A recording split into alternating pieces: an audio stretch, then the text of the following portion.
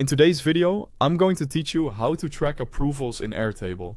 Start by logging into Airtable on your desktop and opening the base where you want to manage approvals.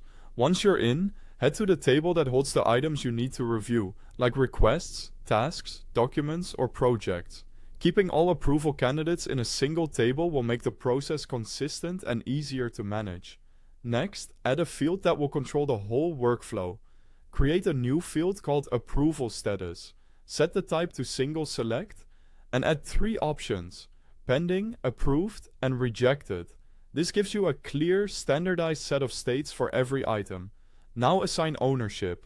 Create another field named approver and set the type to collaborator. This lets you choose the teammate responsible for making the decision and keeps accountability visible right in the record. To capture timing, add 2 date fields. Create submitted date and set it to created time so it records when the record was added. Then, create approval date and choose last modified time, making sure it watches the approval status field.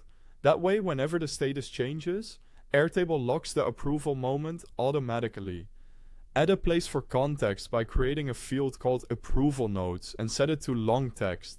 Approvers can share reasons, conditions, or feedback without crowding the main fields. By the way, there's a link to Airtable at the top of the description so you can follow along and build this setup step by step. Let's organize your work with views. Create a view for pending approvals and filter where approval status is pending.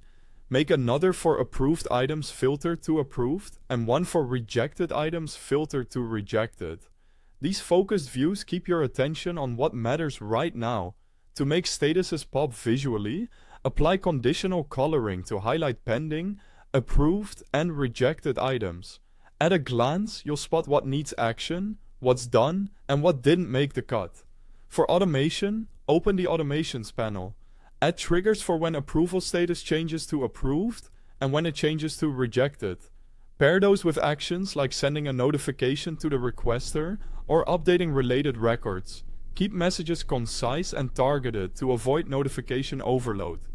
Before rolling it out, do a quick test. Submit a test record, change the approval status, and confirm the dates update correctly. Notifications trigger and your views refresh automatically. Finally, maintain the system by reviewing approval records regularly. As your workflow evolves, adjust statuses, views, or automations to keep everything accurate and efficient.